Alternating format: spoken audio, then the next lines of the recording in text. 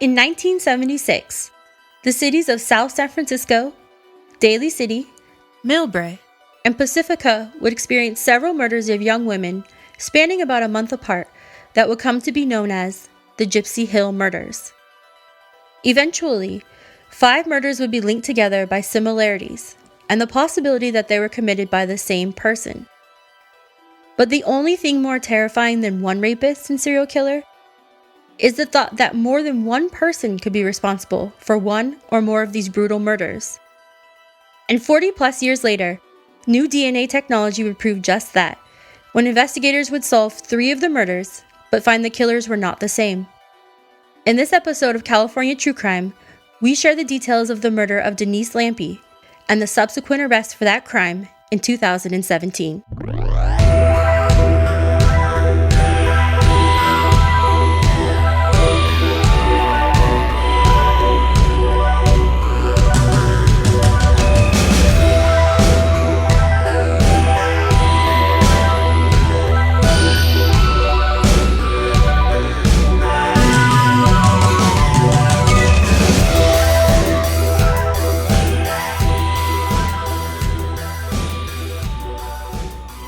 Welcome to this episode of California True Crime.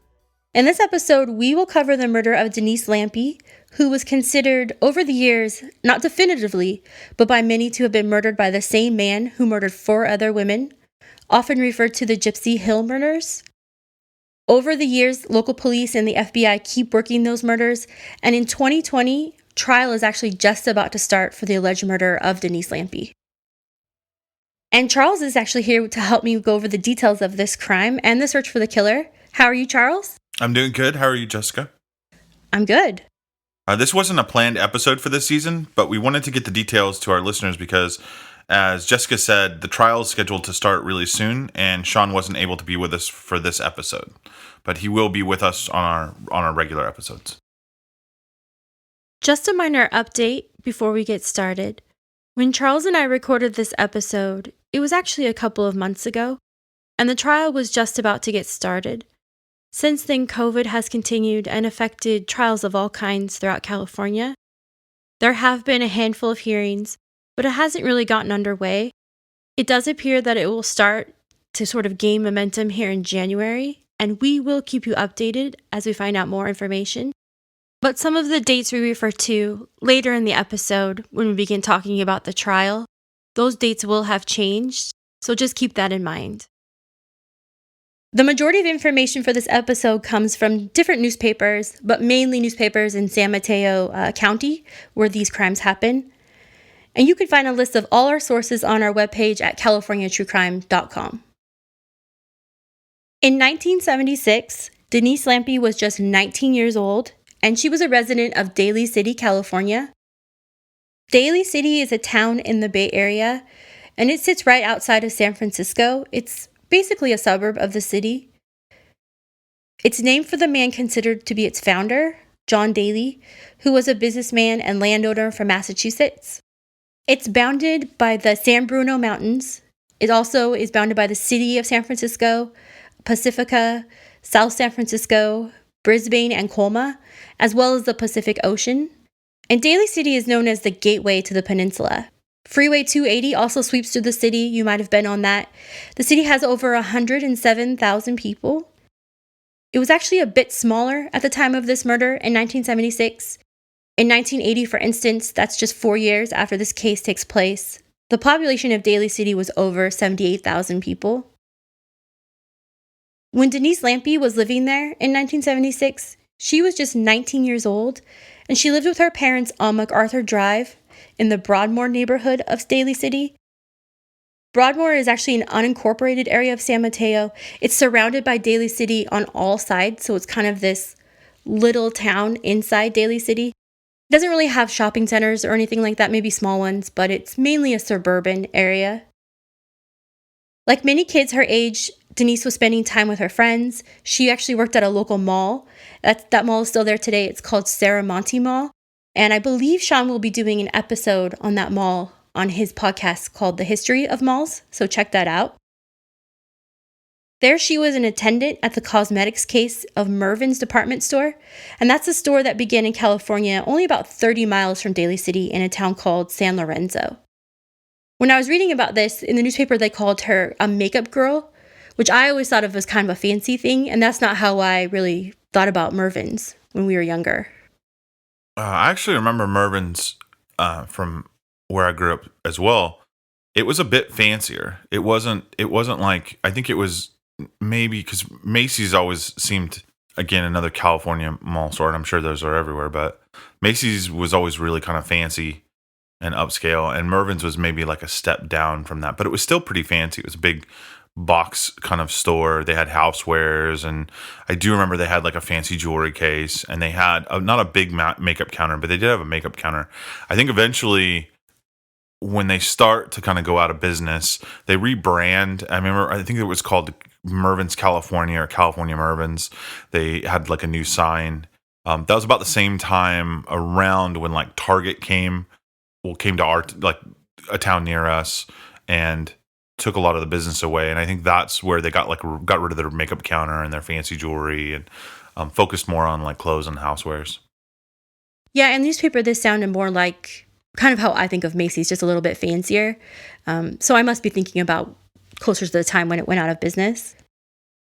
In the San Mateo newspaper, called The Times, Denise was described as an attractive girl, about 5 feet, 5 inches tall, with long brown hair parted down the middle, pretty common style you see in the 1970s.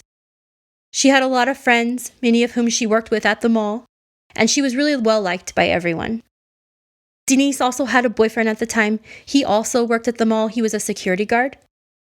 And it sounded as if a lot of her social world happened in the mall, which kind of happens once you're older and you get a job and some freedom. April 1st, 1976, started out as a day like any other for Denise.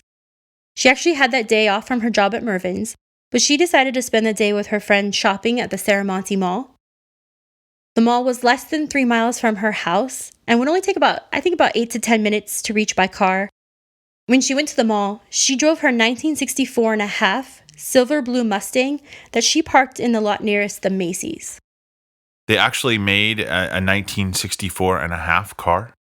Yeah, when Ford came up with the idea of the Mustang, it was because they wanted to rival other high-end luxury cars.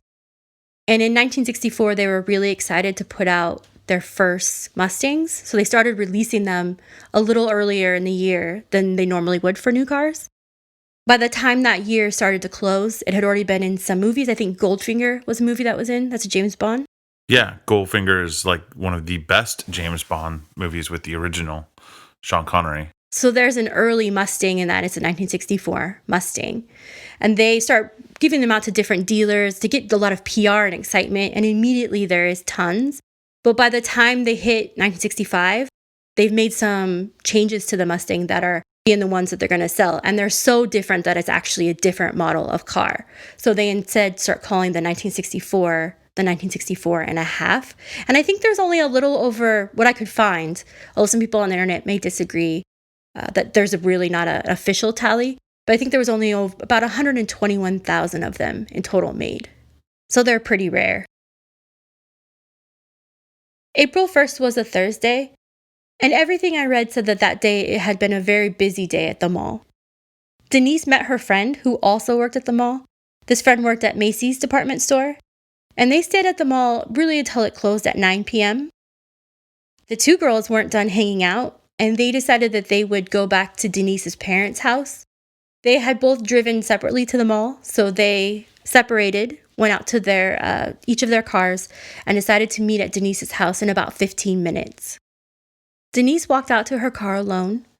The lot was brightly lit, but when Denise's friend arrived at the parents' home, Denise was nowhere to be found. While waiting there, time began to tick by, and her friend became very concerned. After all, as I said, Denise only lived a short distance away from the mall, so it shouldn't have taken that much longer for her to get there.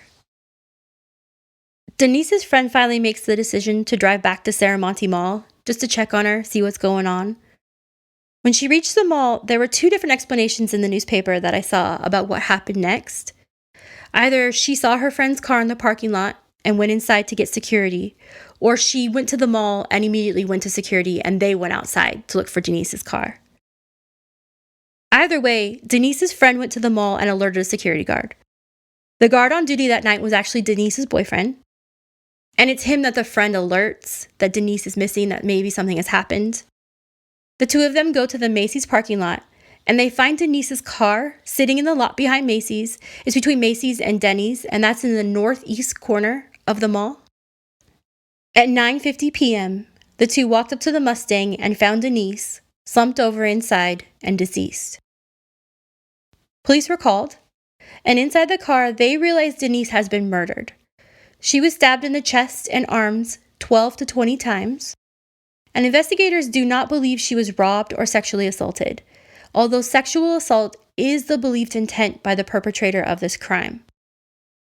It is unclear exactly what transpired, and the newspaper has very little specific details. It does appear her car was moved or driven in some way, at least according to one article I saw. Police also think that she may have been murdered when she attempted to fight off her attacker, perhaps even outside the car, and this happened before the perpetrator could carry out the intended sexual assault. Are they basing that idea that that sexual assault was the intent for the attack on anything, or just statistically a woman alone in a parking lot has a better chance of being attacked for the purposes of rape? So I don't know exactly what made them come to this conclusion. What I will say is that throughout this case, and we'll mention it a lot, the police don't really jump to a lot of conclusions. They try and stay, where the evidence is leading them. And the paper doesn't have a lot of details as to what they found inside the car or what it looked like, if that makes sense. And there hasn't been a trial yet, so a lot of those details we get when there's a trial. So I'm not really sure. I imagine if they say in the paper that these police in particular, if they're saying this to them is what they think probably happened, I feel like they must have some evidence for that, but I don't know what that is. And unfortunately, they don't find a lot of clues inside or outside the car. And the usual suspects that we often see in murder cases, loved ones, for instance, her boyfriend, they don't really have anything to do with the crime. Police come to that conclusion very quickly. There's never a mention that they think this was someone she knew, or that her boyfriend who was at the mall at the time had anything to do with it. Which is, it's interesting because you take into consideration she was attacked alone in a parking lot late at night. I mean, you hear about that happening. We've reported on cases of people being attacked in parking lots at malls, actually, but generally a woman by herself being attacked like this, I think the police would probably, and not using this term lightly, jump to the conclusion of using Occam's razor, it's probably for sexual assault. But then what strikes me is that the fact that she was stabbed 12 to 20 times, that's violent. And a lot of times you read that that's usually associated with like either a personal connection to the person or a deep-seated hatred. Yeah, I imagine they're able to lock down people's alibis really quickly. As a security guard, there were probably other security guards. So the usual suspects are immediately kind of ticked off that list. The parents are at home and the boyfriend's at work with probably lots of witnesses. And this is a time when, in 76, most, if not all malls, probably don't have security cameras in the parking lots. Yeah, no.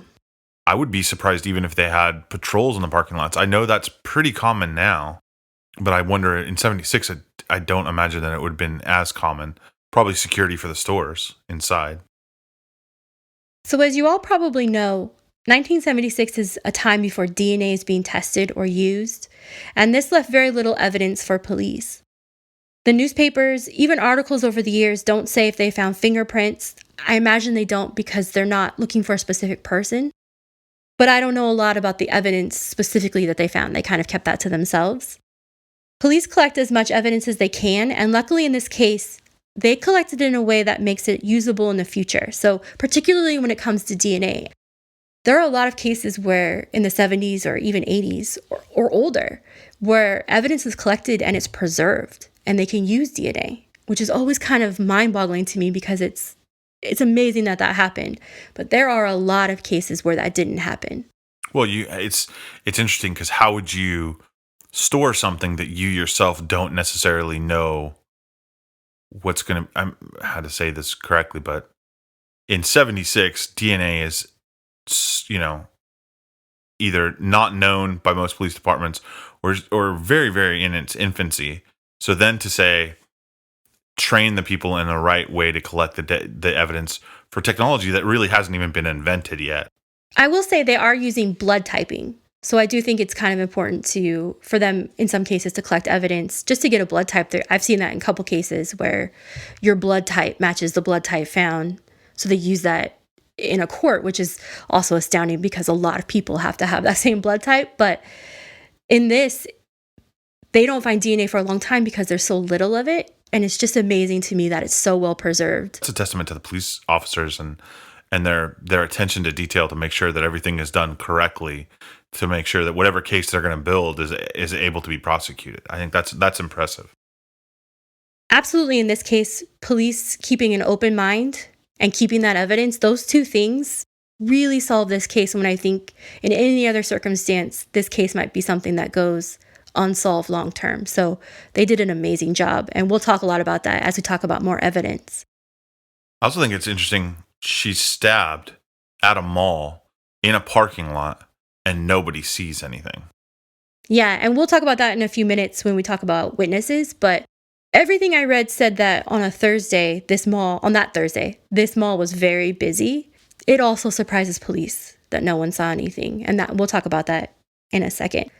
Because what police ask for most in this situation is for witnesses, because they do not know what happened or who did it. And they are just really surprised that no one comes forward. They said that several times that the parking lot is well lit. There should have been a lot of people going to their cars. And they even asked people to just rethink what they might have seen in that parking lot. Maybe what you saw at the time seemed like a domestic disturbance. And now you know it wasn't. So you need to come forward and tell us what you saw. Maybe it just looked like two people talking, but they don't have any evidence in this case, and they need someone to say, I saw something. Well, it's so interesting that so many times, we've talked about the faultiness of eyewitness statements, and I think most people, I'm speaking of myself, but I think a lot of people are like me, where we almost train ourselves not to notice things. How many times were you, as a kid, I know I was, my mom constantly told me, don't stare, don't stare, don't stare. So there's such a feeling of not getting involved. You hear two people arguing, I don't want to look. I think I can count on one hand how many times I've actually seen an argument. There was a time, saw an argument escalated, and I did call the police because it seemed like it started to get violent. I would hope that I would be able to call on that in the future. But, I do remember a time when you and I were in Livermore and had the police come to our door about a crime that happened in our apartment complex. Actually, at the time, it's a murder. And it happened around the same time that I was leaving for work. And it really did catch me going back through my mind thinking, well, did I see something? Did I see something? And the answer is no, because I'm going to work, right? I'm focused on that. So yeah, I do think there's a lot of time when we're on autopilot, like you're saying, so you may not notice things. I also think, I don't know if you've heard of the Bystander Effect.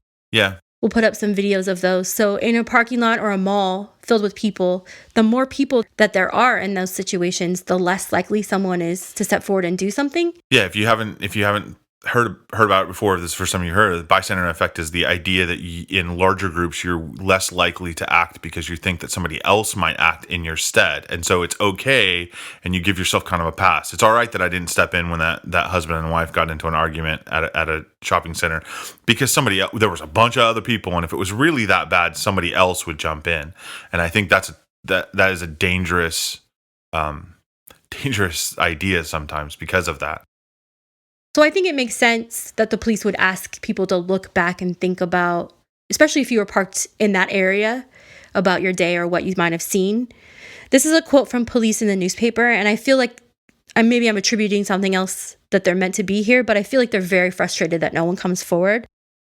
Quote, despite the fact that she was apparently stabbed to death while hundreds of shoppers passed by, there have been no witnesses, police said. And I feel like that sounds to me like they're pretty frustrated that that's the case. And it is possible that someone saw something but doesn't want to get involved or is too afraid to. which happens in a lot of cases. Police leave a tip line open so that witnesses can call. The police note that they're leaving this tip line open on weekends. And this is just something I never really thought about, that a tip line at that time might not be manned all of the time. So they're saying, right now we're going to leave a tip line open on weekends, and at night we're going to pay someone to come in and man those tip lines. It just kind of struck me as odd to think about. I think that does highlight the idea that all of those things cost money, and that there is a reallocation of resources sometimes when one of these terrible crimes is committed. And so it's nice to see that the police officers are doing their duty as far as making sure that people have the opportunity to phone in tips. When police tell people that they need to look back at their time at the mall and think about what they saw, they hone in on the time the girls parted at 9 p.m. that night until Denise was found at 9:50 p.m. Police finally do get a couple of calls from some witnesses who they say they didn't see the attack themselves, but they saw a couple of people who looked strange, particularly men, in the parking lot. The newspaper doesn't make it clear if they saw these two men together or separately. The police release information on these men and ask them or anyone who knows them to come forward. They don't know if these are possible perpetrators or if they're just also witnesses who are acting strangely. Maybe they saw their crime. Obviously, that would cause people to act strangely. The police create composites of the men. On April 6, 1976, the sketches are released to the public, 5 days after the murder. The first man was described as about 35 years old and wearing a baggy dark suit with a carnation in each lapel. The other was described as, quote, being a Polynesian, driving a brown Ford with Hawaiian license plates. In the sketches, one of the men is wearing a hat and reading glasses. And we will have those composites on our website, californiatruecrime.com, so you can take a look at them for yourself. By April 7th, just 6 days after the murder, the police have interviewed over 160 people. Many of those people sound like they're not connected to the crime through evidence, but we often see this in cases where there's not a specific suspect. They kind of bring people into the police station who may have committed these crimes in the past, may just be someone on their radar that they know, may be a sex offender, for instance, because of what they believe the motive is. It's like that line from Casablanca. They're rounding up all the usual suspects, and then they're just going to try to see if something sticks. But in a case where you don't have any evidence, I won't say no evidence, because again, like you said, the trial is forthcoming. We don't necessarily know what they have and what they don't have. But where you don't necessarily have any leads, and everything that you normally would check out has been cleared, and there's no eyewitnesses, I think that's what else would you do at this point? While police are doing everything they can with little evidence, it's also important to remember that this is 1970s California, and that's a time when some of the biggest murders are happening. In the Bay Area, the names of serial killers like the Zodiac, the Golden State Killer, who was called the East Area Rapist at the time, and the Santa Rosa Hitchhiker Murders, they're emblazoned across the front page of the daily newspaper and the lead stories on the nightly news. And in San Mateo County, where Daly City resides, Denise Lampe's murder would become the third murder in the county in 1976, and those murders had several similarities. Police and the FBI, as well as residents, had to consider the fact that they may all be connected by the same murderer, ultimately a serial killer. In fact, by the time 1976 ends, Denise's murder would be considered part of a series of 5 murders that police believe were possibly committed by the same person.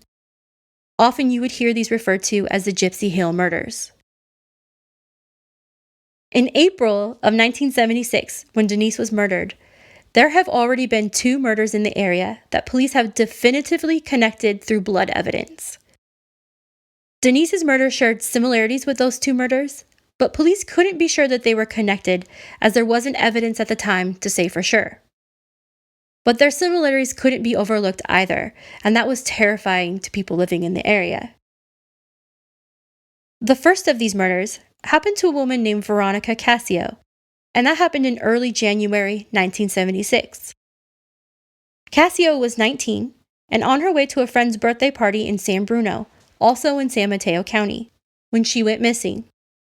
She was last seen waiting for a public bus.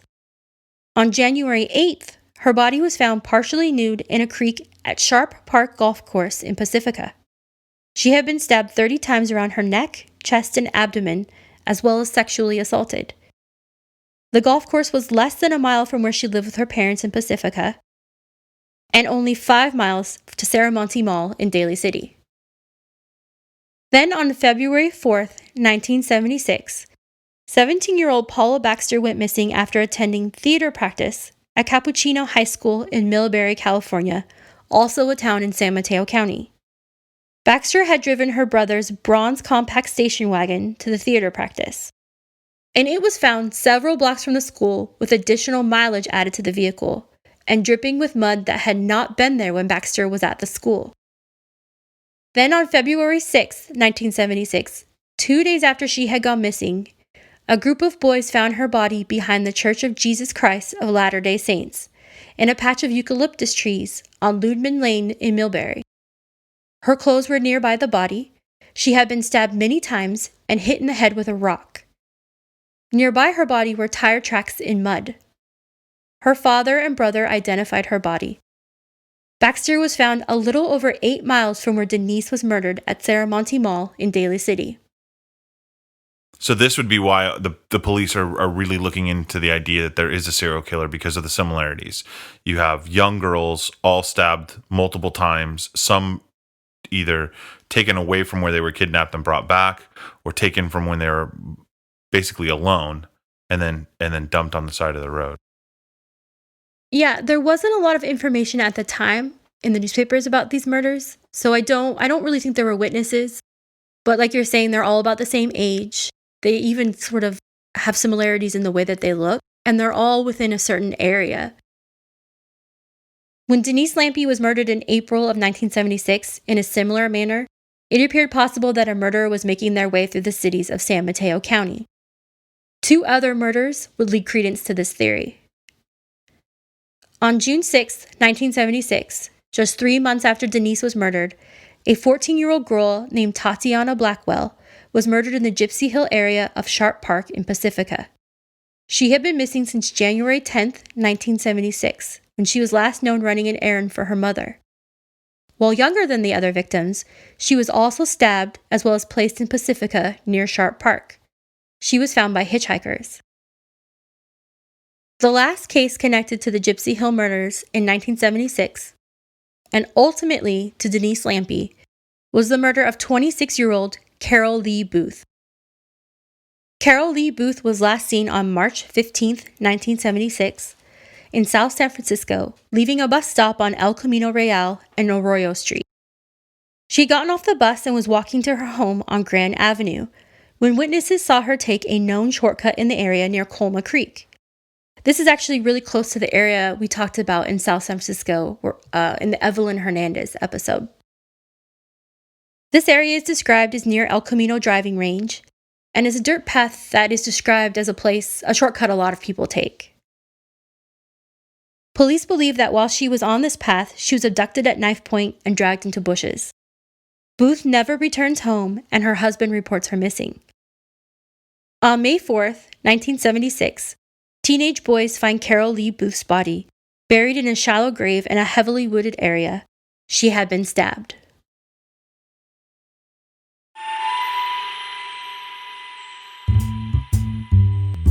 I'm John Gully, and I'm a true crime audiobook narrator. And I'm true crime author Jeffrey Dean Doty. And we're your hosts for the true crime podcast, Speaking of Crime. We both have been fascinated by crime, criminals, and people who investigate them.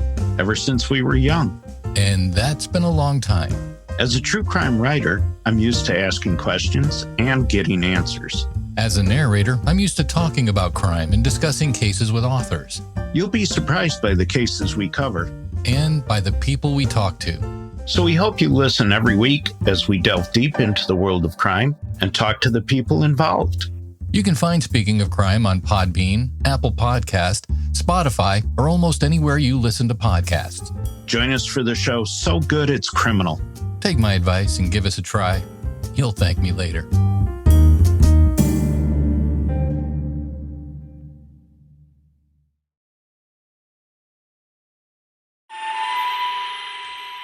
The women or girls had all obvious things in common.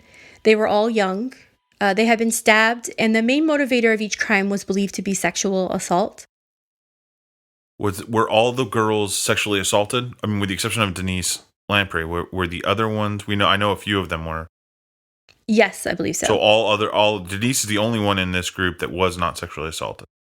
Some of the other similarities are that all 5 girls, they were considered attractive.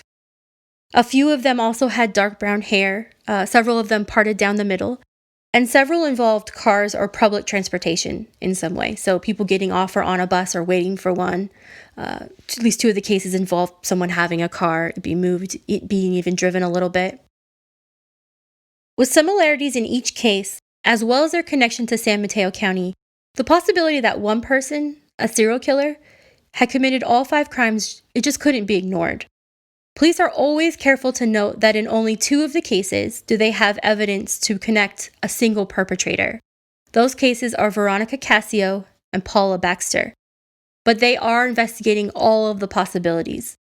So in 1976, investigators from South San Francisco, Daly City, Millbury, and Pacifica, they meet and they go over their cases. They kind of decide to work together. They want to compare and contrast even people they've brought in and interviewed. But it's really important to note that in everything I read, they are always, especially newspaper reporters, asking them to please not say definitively this is a serial killer. They have to keep their options open and cover all of their bases, because if they're wrong, they're going to let someone get away. Because the possibility does exist, though, that a serial killer has committed these crimes, the police get together. That meeting that they have is not open to the public or to the press. We do know they compare cases, they share info, they look at other rape cases in the area, as well as cases all up and down California to see if there can be any connection. The police also make a request to the United States Justice Department to help them narrow down the characteristics of the kind of person they should be looking for. Ultimately, I think that sounds like a profile or statistical analysis of some sort of the person who might be most likely to commit these crimes. The Pacifica police also get a profile from a psychologist, specifically for the purpose who committed the murders of Veronica Cassio and Paula Baxter, but it's shared with the public, and since these crimes are always connected in the newspaper, it's kind of shared as a possible profile of a person who committed all 5. And in many ways, it's a profile you'd expect from one put together in the 1970s. It's a time period before FBI profiling is really accepted and really gets off the ground. According to the psychologists, the murders were most likely committed by a white male with dark hair who is right-handed. He is a paranoid schizophrenic with religious training in witchcraft, astrology, and the occult. He has severe sexual problems, harbors hostility towards women, and has had many bad relationships. He has brutal sadist tendencies and is isolated with few sexual contacts. His father was ineffectual and punitive, and possibly has had sexual relationships with others. And that's the profile that appears in the newspaper. And that was done by the police officers in conjunction. Well, that was done by the psychologist that the police brought in, not the U.S. Department of Justice. Correct, yeah. So I get most of it. Like, I mean, white male, brown hair, that's pretty standard for these kind of crimes. The paranoid schizophrenic, I guess I can kind of see. I mean, that seems a little bit like grasping at straws. And the real one for me that's a giant leap of faith is the religious training in witchcraft, astrology, and occult.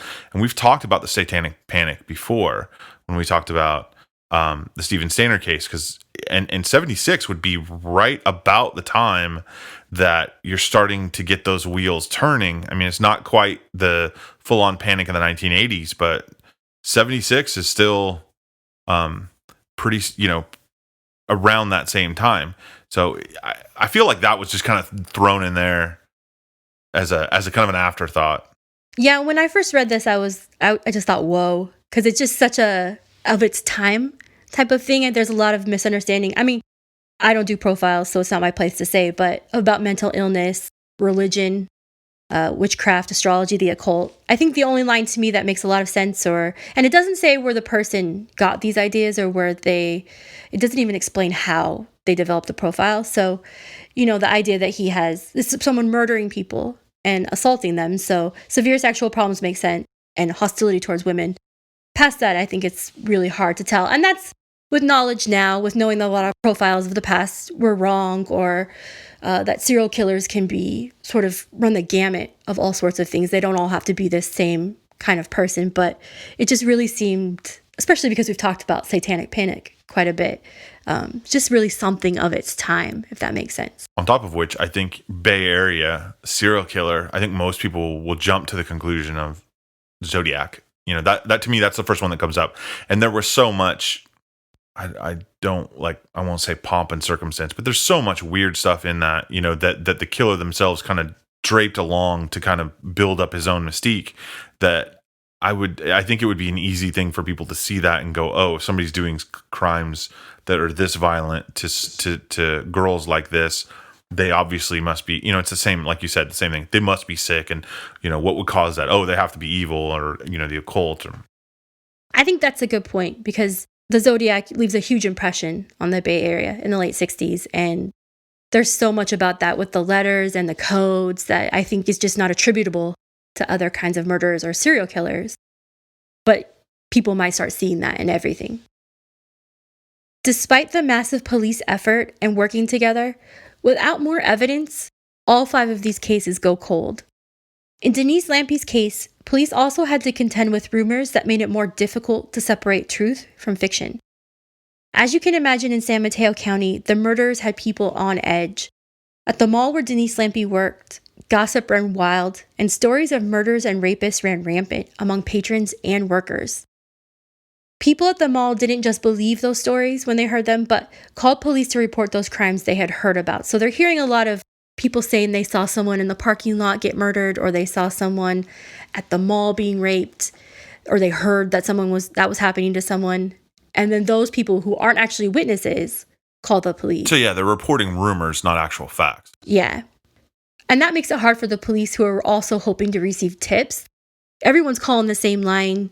They're all in there together, and it's hard to separate truth from fiction. Well, you have to check them all then. According to Daly City Police Chief David Hansen, quote, "These rumors are not only completely false, they are hindering police in their investigation of the real murder case by creating false leads." Like a game of telephone you might have played as a child, some of the rumors came from exaggerated events. For instance, a woman at the mall went to use a payphone, and when an unknown man walked up to her and said, quote, "Get off the phone, I want to molest you," the woman dropped the phone and went to a nearby security guard. That rumor spreads like wildfire. And as it does, the end rumor reported to police involved a woman being murdered by the payphones. There are also daily rumors of women being attacked going to their cars, of men hiding in back seats with knives, just waiting to attack someone, and the murder of a woman inside the mall who was window shopping. All of those stories are false, but, they spread to everyone throughout the mall, and they also create a lot of fear. The truth is, people are frightened by what happened to Denise Lampe, but that isn't the only person who had been murdered in that mall parking lot. Just a year prior to the Lampe murder, another woman was murdered only about 300 feet away, actually, in the same parking lot. The man who murdered her, he's in jail, but those events, I think, they serve to keep everybody on edge and everybody worried. They also start to feed into that rumor mill then, because it's not just Denise, it's this other woman that was murdered too. I can understand people's fear. I think the calling in tips of things that you heard about is terribly wasteful of police officers' time. However, it is crazy and frightening that somebody would run up behind you and say, "Get off the phone, I want to molest you." That's terrible. And I think this just shows how awful these crimes are for places, as well as the people that they happen to. And they develop kind of even a culture of that fear. And 2 women murdered in the same parking lot so close to each other, just a year apart. That, like you said, it has to create a lot more terror in people's minds. And I think when people call the police, they think they're often helping. And they just want to try and find who's done this, or who is stalking people at the mall. Maybe it's a way of dealing with their own fear too. by reporting it, I've kind of exercised it away from me. I've done my duty. I put it in somebody else's hand. I can kind of rest easier knowing that, the police are going to look into it. Yeah, it's the opposite of the bystander effect. Right.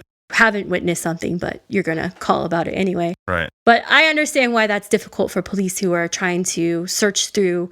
They don't know who did this. They don't know why or even where to look. And so they're kind of searching through a haystack, and people are throwing more hay on the stack. And I think that's more difficult for them. Yeah, it wouldn't be. It's not like we have this particular clue or this particular lead, and anything that doesn't line up with that particular clue, we can kind of discount. This is, like you said, you're looking for a needle in a haystack while people are just adding to that haystack. So despite the rumors and despite the fear, police do not move closer to finding Lampe's murderer. Over time, the rumors subside and life kind of goes back to normal for many of the people in San Mateo. The monthly murders of 1976 end, but for loved ones of victims, the police, and eventually the FBI, the search for a suspect in what becomes known as the Gypsy Hill Murders continues. As the years turn to decades, new information does not continue to come forward, but several big things do change during that time for investigators. The science.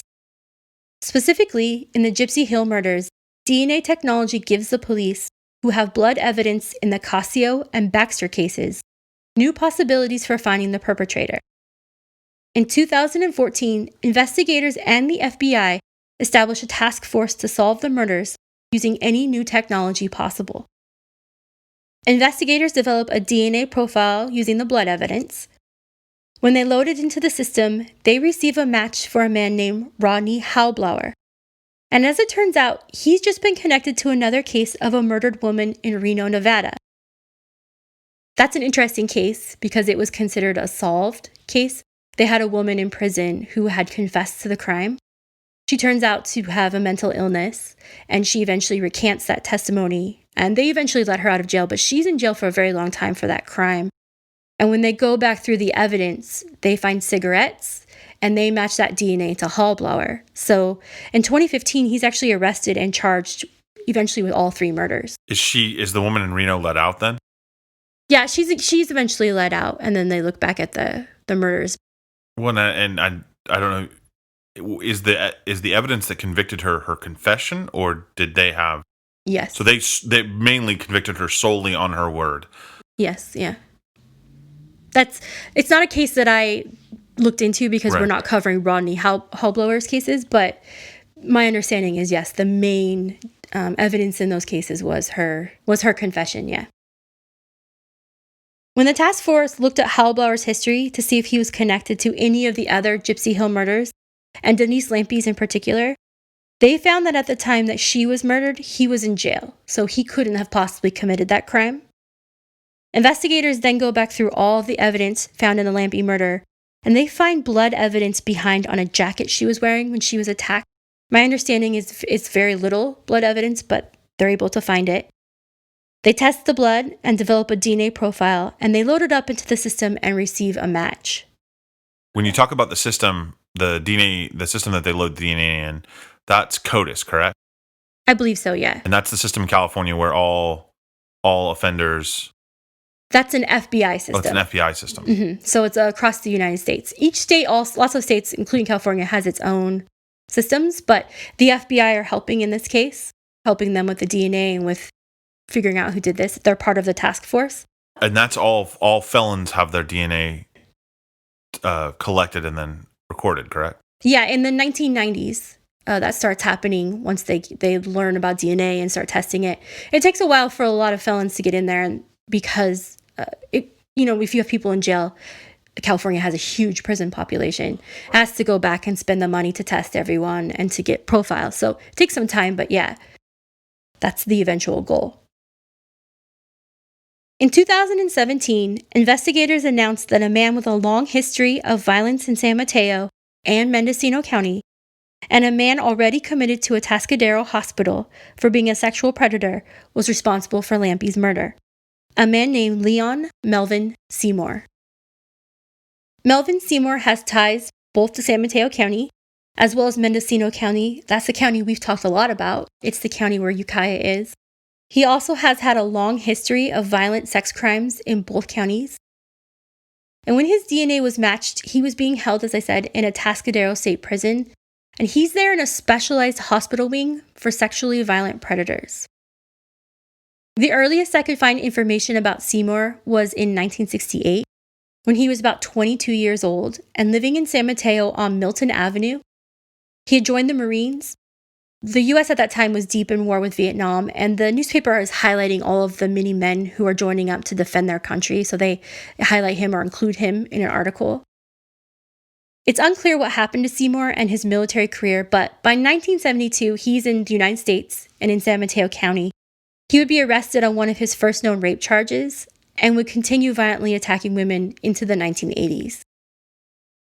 What's interesting about these crimes is that they show similarities to the murder of Denise Lampe.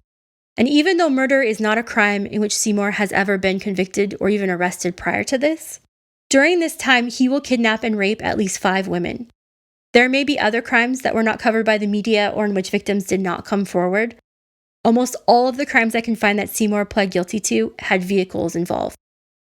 Meaning he would attack somebody that was either going to their vehicle or in their vehicle, rape them, and then leave them there? Yeah, we're going to go over each of his crimes. So some of them involved their vehicles and some of them involved his vehicle. So the first one that I can find was in 1972. Seymour is 26 years old and he's living in San Bruno, and that's in San Mateo County. He's working as a security guard and he picks up a female hitchhiker on Highway 101 in Mendocino County. He threatened her with a gun and drove her to a secluded location. Once there, he blindfolded and handcuffed the victim and raped her. That's at hitchhiking again. I mean, we've talked about it a lot, but the hitchhiking features prominently in a lot of famous cases in the 1970s because it seemed like everybody was, it's a holdover from the 60s. Everybody's doing it. But I don't see hitchhikers as much as I used to when I was a kid. Yeah, in the 70s, I think a lot of people are just using it as a way to get back and forth. And I think it's interesting because it has such a bad reputation. I've seen that in articles I think we talked about in the Stein episode. But what's interesting to me is that millions of people at this time are hitchhiking. Right. And the vast majority are not having, that we know of, they're not being murdered or they don't have crimes committed against them. But like you're saying, some of the more famous serial killers use that as a means. It's the reporting. Yeah. It goes back to, our discussions on kidnapping. It's don't talk to strangers. It's the perception versus the reality. But it just seems that because I know we've done a lot of research in cases in the 70s, and inevitably somewhere on the newspaper somebody's getting attacked, or murdered, or somebody's getting arrested for killing a hitchhiker. It's also a really easy way to get from place to place, especially in the 70s before there's larger cities will have public transportation. But even, for instance, when we were talking about Santa Cruz County, there was transportation inside the city of Santa Cruz. But when they asked people to stop hitchhiking, there were a lot of people in surrounding areas who that's their way to get to work. That's their way to get to school. And there wasn't buses going out that far to go take them back and forth, where now I think in a lot of places it's a little more common. Also in 1972, and this is before he's apprehended for the prior crime, so he's already committed the rape, but he hasn't been arrested yet. He's going to commit another crime, and he's going to kidnap and attempt to rape a flight attendant. The San Mateo newspaper covered this crime in detail. On Sunday night in November, the flight attendant for American Airlines was leaving her job and walking to her vehicle in the employee parking lot at San Francisco International Airport. According to the San Francisco Examiner, the attendant saw a man, quote, wandering through the parking lot looking lost. She asked him, quote, "Can I help you?" The man pointed a gun at the woman and replied, "I want you, get in." This man was Seymour, and it was unclear whether or not he was wearing his security guard uniform at the time. Some articles that I saw said that he was, and some don't mention it at all. But I do think it's an important reminder from other episodes we've talked about where uniforms make people feel like they can talk with you a little safer. Yeah, going like even to a certain extent, the Carrot Standard case, when he knocks on the door and the girls open it up and he's wearing his maintenance uniform. Any kind of uniform. People say, oh, you're here in an official capacity. Seymour instructed the attendant to get into her car and lay down. He got into the driver's seat and drove around for 5 minutes. He then pulled the vehicle over and tied her hands behind her back with a rope that he had actually brought with him. Next, he pulled a scarf out of her purse to blindfold her with.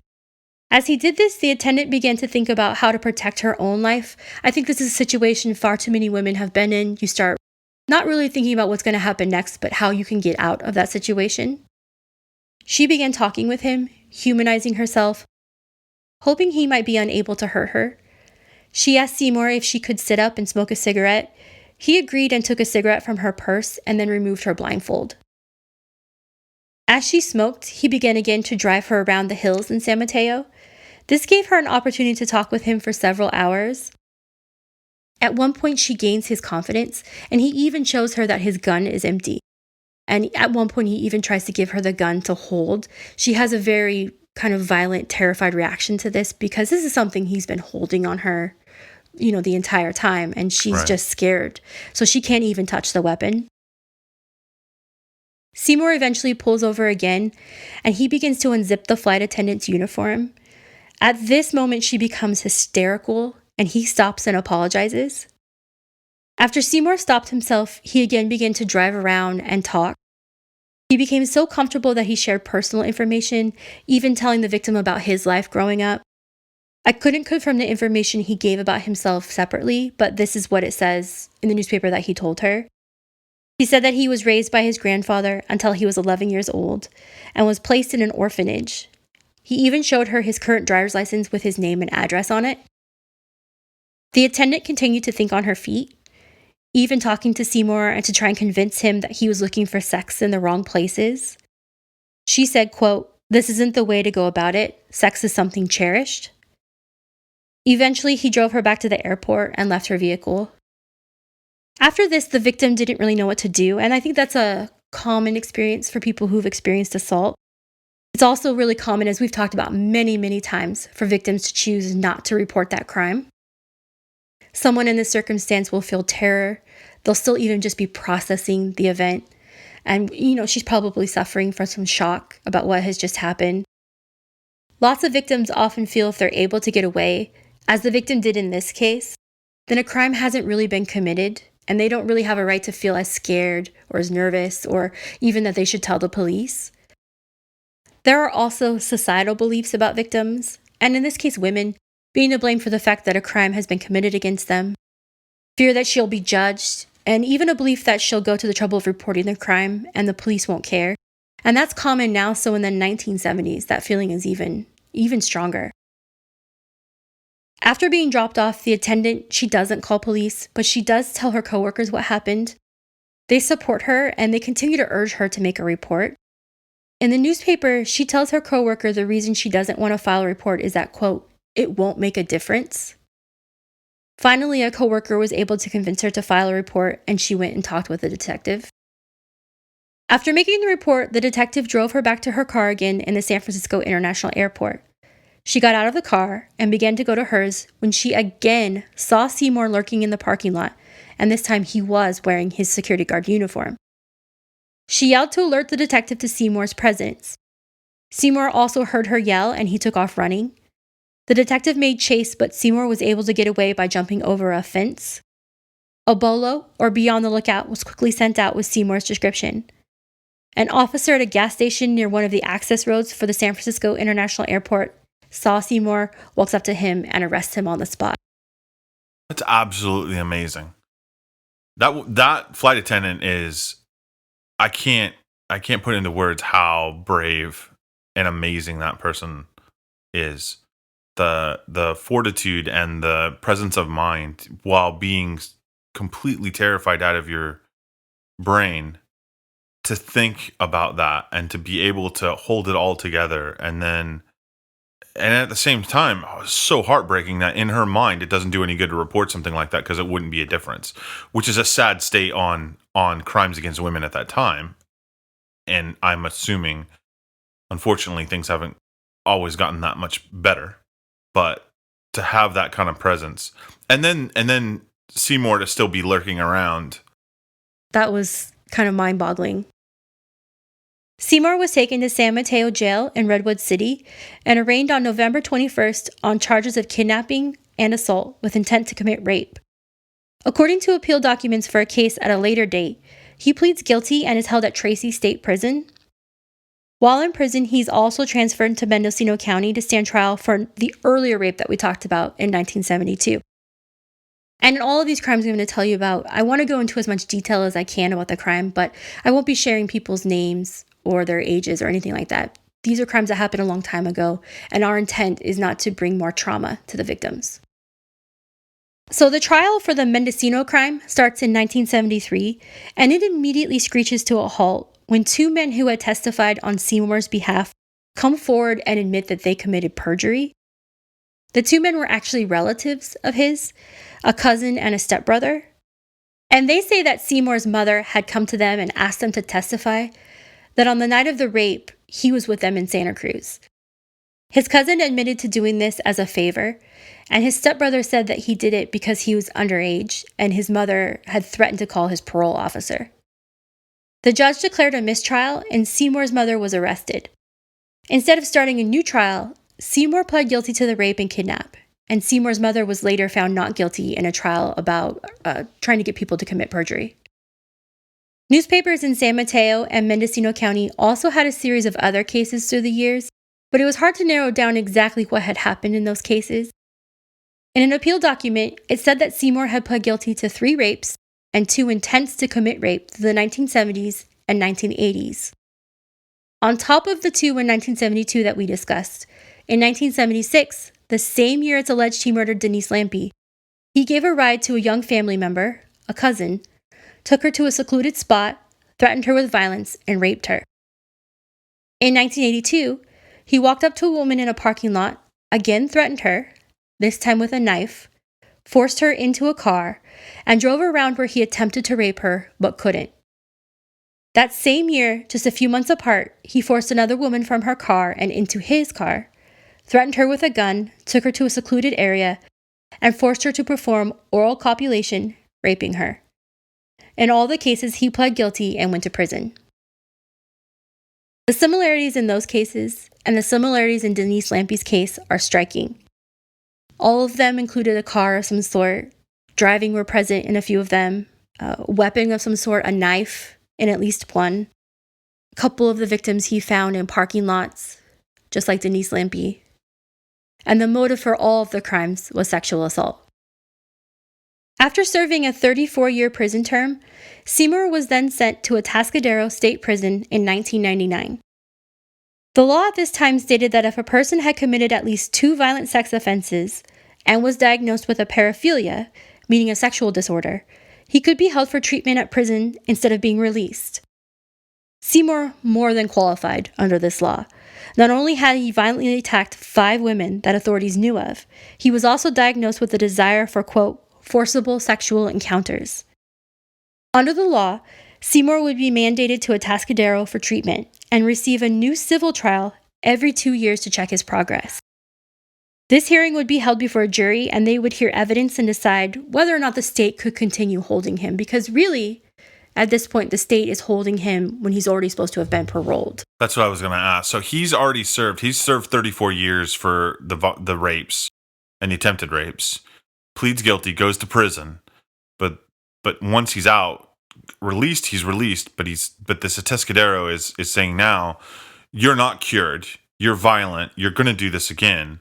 So it's on 2-year increments. And now is that everyone has 2-year increments, or is that just for his particular case? It was 2 years increments. Yes, at this time, everyone's on the 2-year increments because the state holding someone in jail or in a facility like this is always a serious thing. We want to be able to prove there's a good reason to be doing so. So every 2 years, that's under the law, they would review that and make sure there's still a necessary reason to be doing that. And that it's not just doing it willy-nilly and we're holding whoever. No, I understand that. So it wasn't, though, it didn't matter what of your dysfunction was, what your crime had been, if it was sexual assault versus from an adult, or if you were a sexual assault against a minor, it's violent sexual crime automatically every 2 years. Correct. Okay. As such, in 2002, Seymour was again held in Atascadero, and then again in 2005. So each of those times, a new civil trial was convened. People heard evidence and testimony and then decided he should stay. In 2006, a law was passed in California that got rid of the trial every 2 years to recommit a person to a state hospital in cases like Seymour's. The reasoning was that 2 years wasn't long enough for any real treatment. There was a lot of wasted money, that people are just, defense, prosecutors, because prosecutors have to come to this hearing, That makes sense. are just constantly overworked. Yeah. And nothing's going to really change during that time. The new law changed two things. The first was that once a person was committed, they were committed indefinitely or until they could prove that they should be granted release. This was done by petitioning the court, and a judge would hold a hearing and they would hear evidence. The burden basically shifted from the prosecutor to the defendant to prove that they don't have a reason to be there.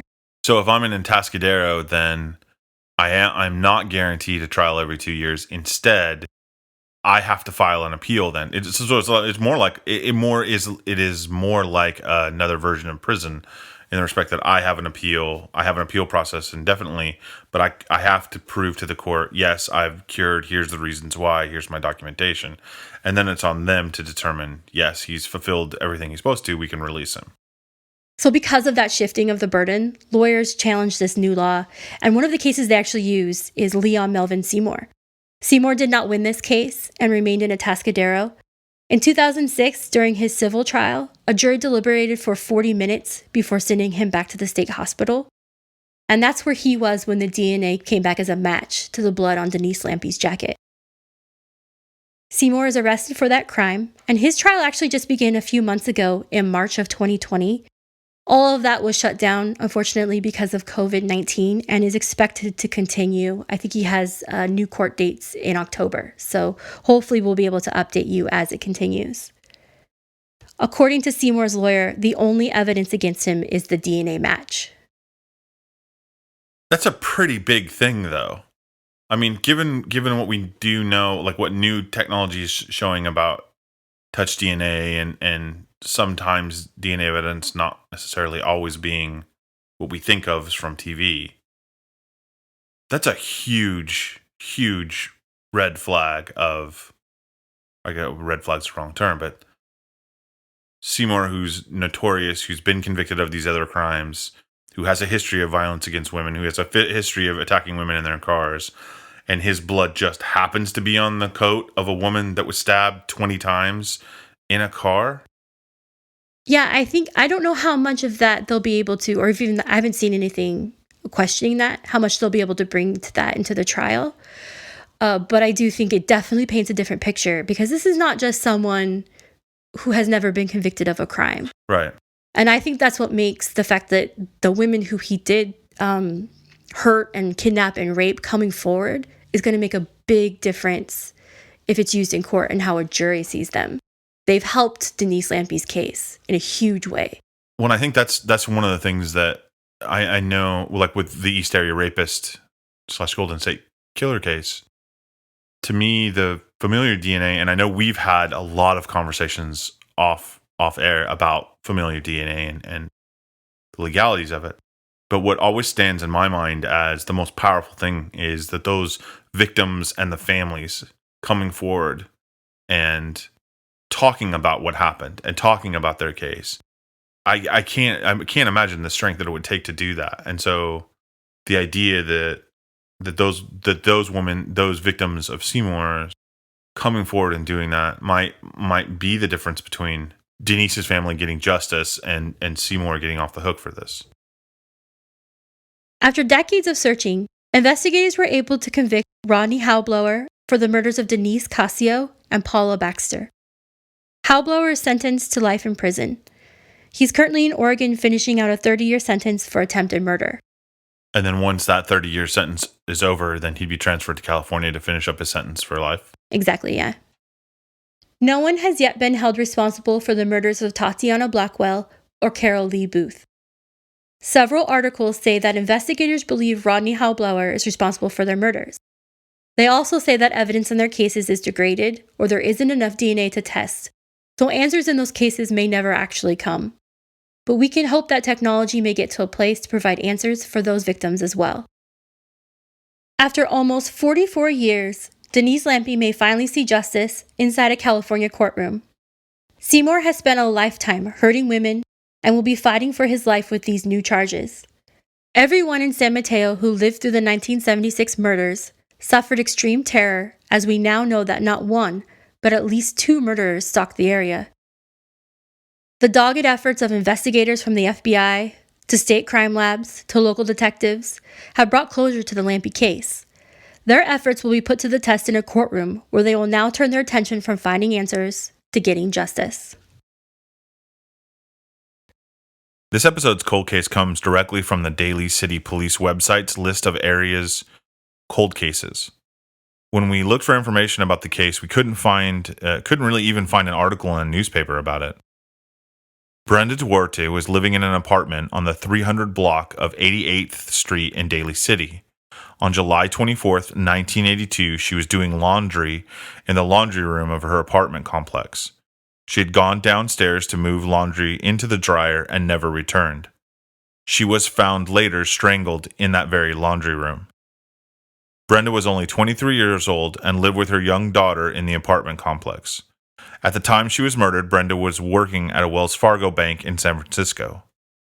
If you have any information about this crime, please call Lieutenant Mike Brennan of the Daly City Police for a full list of our sources, as well as more information on this case, as well as all of our cases. Head over to our website at californiatruecrime.com. You can also support the show by finding a link to our Patreon page on our website, which also has options for ad-free episodes, as well as finding a link to our new web store where you can find California True Crime merchandise for sale. If you'd like to contact us, you can find us on Twitter, Instagram, and Facebook at Cali True Crime. You can join our Facebook discussion group. If you enjoyed this episode, please leave us a review on your podcasting app of choice. We'd like to thank our quality control engineer, Melanie Duncan. This was recorded at Stale Ranch Studios and is a production of Way Grimace.